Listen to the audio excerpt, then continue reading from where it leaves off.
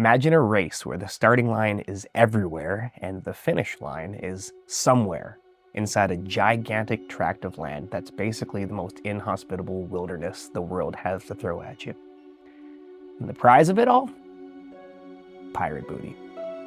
Well, this actually happened. And it's not a reality TV show. There's not like any camera crew is going to be hiding in a bush somewhere where they can help you out. There's no lifelines. This is real life, do or die type situation. And between 2010 and 2020, 300,000 people took part. Their map was a poem found online. The playboard, the Rocky Mountains of North America. And that treasure that I told you about, millions of dollars worth of gold and jewels and artifacts and art. Like I said, pirate booty, all inside a bronze chest dug somewhere in the mountains. When the competition for finding this treasure got so intense, some people lost their entire life savings, and some people actually lost their lives. This is the interesting true story of the Forrest Fenn Treasure Hunt. It all starts with a man named Forrest Fenn, a combat pilot turned millionaire art dealer. Now, in 1988, unfortunately, he was diagnosed with a rare form of kidney cancer, and his prognosis was not good. He was given a 20% chance of survival. It was likely going to be terminal. But someone has to be that 20%. He eventually did beat the cancer, but the brush with death inspired him because he realized that no matter how rich and how successful he was in real life, he couldn't take any of that wealth with him when he died. So he wanted to do something interesting with the money that he had made over his entire life. So he went and got himself a Romanesque bronze chest, a real bronze chest, because it looked cool, I'm sure. He packed it full of gold nuggets, rare coins, pre-Columbian animal figures, Chinese jade figurines, put them all inside that chest, brought it out into the Rocky Mountains, hid it, wrote a poem about where to find it, and then looked at the world and said, go. To find the treasure, there was no traditional treasure map, no red X to locate on a map. There was just a poem with 9 clues in it. And you figure out what those clues mean, you found the treasure. But that was the easy part. The hard part, the challenging part of this entire thing was not dying looking for it, surviving the journey.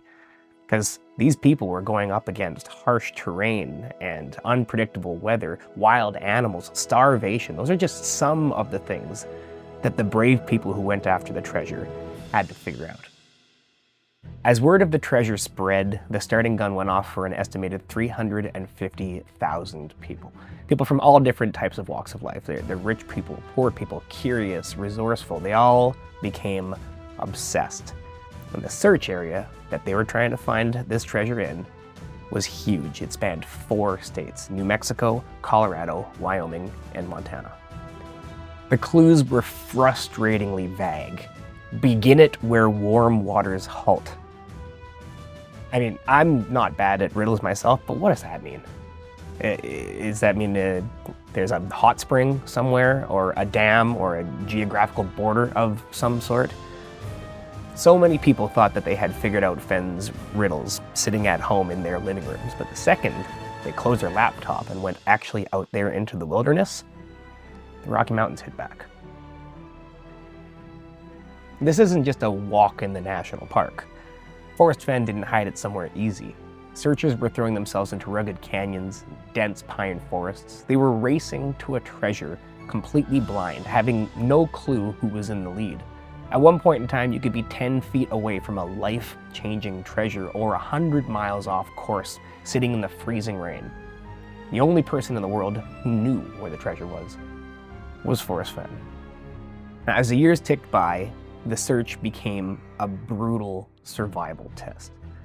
The poem told people, "There'll be no paddle up your creek, just heavy loads and water high." Some people took that way too literally. They were throwing themselves into freezing rivers with heavy, heavy backpacks full of digging gear. That's the heavy load in the water high. Hypothermia was a constant threat, but it wasn't the only one. The Rocky Mountains are home of brown. That's a clue from the poem that many people interpreted to mean that they were going into bear country, specifically grizzly bear country. But it's not just bears out there. There's wolves and mountain lions, snakes. So many people brought weapons with them, pepper spray and guns, knives. But as a lot of hunters will tell you, just having the weapon may not be enough. The obsession pushed people to their extreme. Some people drained their life savings, quit their jobs, just threw themselves at this search with reckless abandon. And unfortunately, the mountain demanded its toll. At least 5 people died searching for this treasure. And that sparked a bit of backlash. The authorities begged, they pleaded with Fenn to call off the search, but he refused.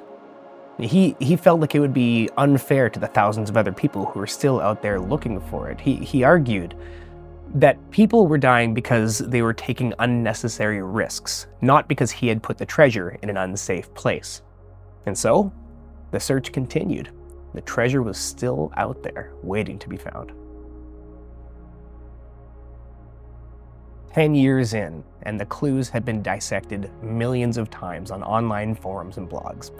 And the massive field of hundreds of thousands of racers were dwindled down to just the most dedicated, the ones who were never going to give up until it was actually found. And everything came down to one out-of-the-way, unassuming spot in Wyoming. A medical student by the name of Jack Stueff had studied Fenn obsessively for over 2 years, and not just the poem, but he studied the man himself because he was trying to figure out something that no one else could figure out just yet. And luckily for him, he did. And on one fateful day in June of 2020, Stueff plunged himself into the Wyoming wilderness. And he didn't have to fight starvation or wild animals, he just needed to know where to look. And luckily enough for him, he did. Underneath the dirt, exactly where an old man had left it 10 years prior, Jack Stueff found a bronze chest. And when he opened it, his eyes set upon millions and millions of dollars of gold and jewels, and in that instant, a decades-long treasure hunt came to an end. When the announcement finally broke, shockwaves hit the community. People were outraged, they were in denial. No way he could have actually found it. But in the end, they all had to accept it, because Jack had actually found the real treasure. In fact, it took him 2 days to even notify Fenn that he had found the treasure, and a further 6 months after that before his name was made public, because he was actually in danger of being sued. A lawsuit was being levied against him. But the interesting part that I find about this whole thing is after those 10 years of searching and the grand adventure that was set forth for everybody, 3 months after the treasure was found, Forrest Fenn died. An old man, 90 years old, in December of 2020, his final adventure completed at last. If you'd like to hear more interesting true stories like this one, please like, subscribe. It really does actually help the channel. And if you want a new one of these every single week, hit that notification button. And what do you think? Let us know in the comments. Tell us, would you have gone after any of that treasure? Could you have been one of those people who drained their life savings for the chance at discovering buried treasures somewhere in the wilderness? Seems like a pretty cool thing to be able to say. Thanks for watching, and I'll see you on the next Interesting True Stories.